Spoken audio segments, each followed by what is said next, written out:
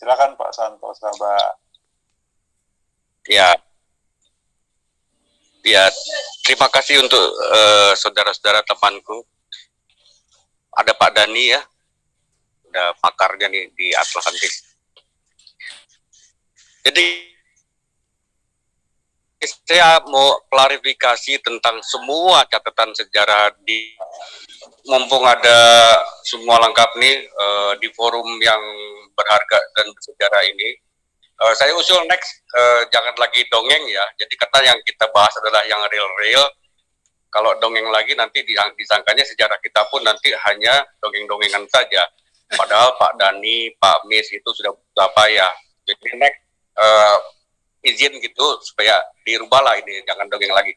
Saya mau klarifikasi banyak nih sebenarnya dengan ke sejarah Indonesia yang sudah ditulis terbalik oleh Belanda. Itu pangkalnya itu sebenarnya Belanda. Jadi yang di-searching, yang digali oleh Pak Mis, Pak Atlantis itu benar. Cuma kan sekarang terpublikasi beda bahwa kita itu adalah bangsa pendatang dari Yunan, dari tanah Mekong. Itu tidak benar. Jadi out of Sundaland itu sekarang out of Afrika itu sudah kalah dengan teori out of Sundaland. Nah itu sudah dibuktikan oleh Pak Dani Rawanto, Pak Mis, dan yang saya luruskan sedikit untuk penjelasan Pak Mis bahwa leluhur kita itu bukan Hindu atau Buddha, gitu Pak. Jadi memang publikasi oleh Belanda bahwa kita itu dihindukan dan dibudakan. Jadi yang jelas-jelas Buddha dan Hindu itu kapan lahir dan kapan ke Indonesia itu kan Hindu itu lahirnya secara formil ya, itu abad 9. Untuk membedakan diri dia tidak dua agama terdahulu Hindu, Buddha dan China, kemudian tidak Islam, baru terbentuk Hindu secara formil. Basicnya sudah ada lebih dulu, dan itu bukan Hindu, baru bernama formil setelah era kolonial. Jadi memang terpublikasi di sejarah kita tertulis saat ini bahwa kerajaan pra-Islam Hindu pra-Islam semua Hindu dan Buddha, termasuk adat-adat tradisional yang dianggapnya Hindu, padahal tidak pernah ada misionaris Hindu ya, jelas-jelas misionaris atau pendakwah Hindu itu yang ke kita. Sejatinya kitalah yang ke sana. Itu ada diantaranya adalah Sariputra, kemudian banyak itu nama-nama, saya punya tahun-tahunnya, dan yang paling fatal itu, jadi saya luruskan ya, semoga ini didengar oleh seluruh rakyat Indonesia, bahkan sejarawan. Pencatatan sejarah kita itu sudah rancu, dimulai dengan cara menghitung tahun sakanya. Cara menghitung tahun Saka itu dimulai tahun 78 Masehi. Itu salah fatal. Sehingga jika kita menghitung awal tahun Saka 78 Masehi, maka sebelum tahun itu sejarah kita tidak ada. Itulah kesalahan fatalnya. Dan dasar untuk menghitung awal tahun Saka 78 M itu apa dasarnya? Nggak ada, kan nggak pernah dijelaskan. Sebenarnya saya sudah selidiki bahwa tahun 78 itu adalah tahun para Saka, kaum Saka, leluhur kita sebenarnya, itu yang menaklukkan Raja Salivahana di India di tahun 78 Masehi. Jadi jangan salah kaprah, ini kan ulahnya Belanda, sehingga kan untuk menguasai suatu bangsa itu putuskan hubungan sejarahnya dengan leluhur terdahulunya, katakan primitif, kemudian kuasai. Itulah yang terjadi saat ini. Jadi para sejarawan harus berpikirlah, riset ulanglah, revisi ulanglah catatan sejarahnya. Jadi penghitungan tahun Saka itu tidak 78 Masehi. Jadi kalau kita setat penghitungan prasasti yang berangka tahun-tahun 78 Masehi, hilang sudah sejarah kita sebelum tahun itu. Padahal temuan-temuan arkeolog yang ditemukan Pak Mis, Pak Dani Rawanto itu membuktikan bahwa ada peradaban maju kita sebelum tahun 78 Masehi. Ini saya sedikit lagi ya. Itu kunci utamanya. Bahwa Borobudur juga bukan Buddha, ini bukan Sara ya, ini akademik ya.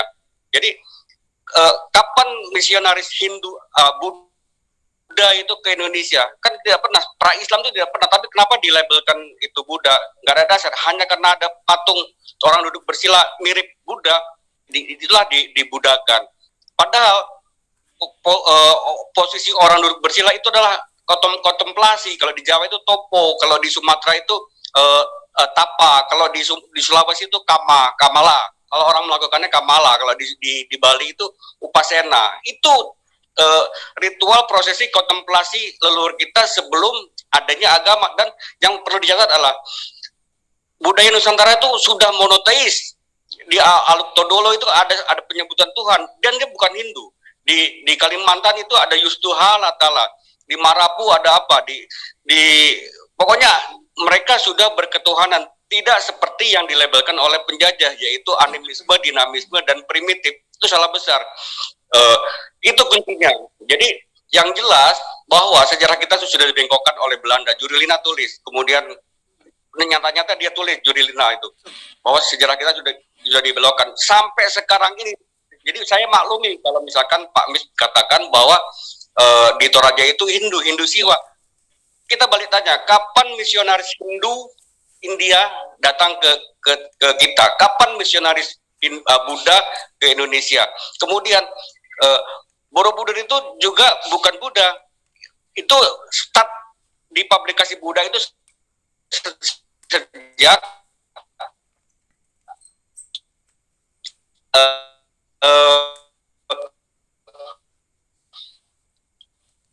biksu Asin Jidara kita itu mengadakan acara Waisak tahun di Indonesia itu beda dengan Buddha original yang mulia Siddhartha Gautama loh. Jadi dengan mudahnya itu dibuat label dibangun abad 8 Masehi. Itu tanpa dasar, dia tulis hanya perkiraan loh jelas-jelas.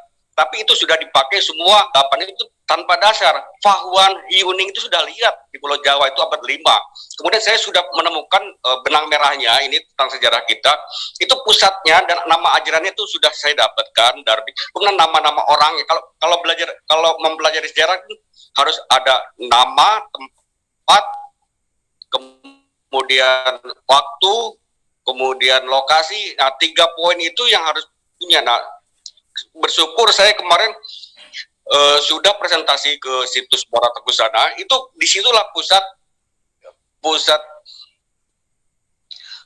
yang disebut ajaran kita itu, dan bukan Hindu Buddha.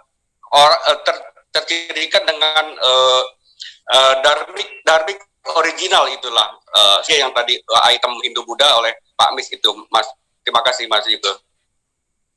Oke, ya terima kasih. Bagaimana Pak Mis, ada tanggapan yang lainnya? Kalau ada yang ingin ikut urun suara, silakan Pak Mis. Saya kira mungkin itu dalam setiap pemikiran yang begitu cukup bagus. Jadi kita saya dapatkan juga namanya Lingga Enyoni itu kan dari dari data-data yang pernah saya dapatkan bahwa itu ada kaitannya dengan Hindu Siwa. Nah, kemudian terjadi migrasi dari Kertanegara, Kediri ke sini sekitar awal abad 13. Ya, saya kira cuma itu aja yang saya bisa pahami. Kalau dari Pak Santo itu yang perlu kita juga melihat secara jernih, itu mungkin itu bisa masuk akal. Dan itu terlebih kita itu mau mendudukkan masalah yang sebenarnya itu. Bagus Pak Santo itu dalam pemikiran demikian. Terima kasih. Oke, baik Pak. Terima kasih. Yang lain, kalau ada yang ingin turun suara, jadi sebelum abad 13 artinya kan bangsa Toraja sebetulnya juga sudah punya sistem kepercayaan sendiri toh Pak Mis. Aluk Todolo setahu saya namanya ya. Ya, Aluk Todolo itu kalau saya lihat itu, saya juga baca saya baca dalam Alkitab itu, terutama Perjanjian Lama. Itu Aluk Todolo itu, kalau yang zaman dulu, itu ada juga kemiripan, itu penyembahan dan lain sebagainya ada. Yang kita simak benar itu berarti memang mereka ini punya keyakinan itu yang namanya Al-Todol itu sudah jelas banyak yang kesamaannya kalau saya lihat. Tapi ya mungkin kalau kita bicara ini lantas ada yang ini agak beda, tapi memang itulah kenyataan. Al-Todol itu adalah termasuk suatu keyakinan juga, kepercayaan lah.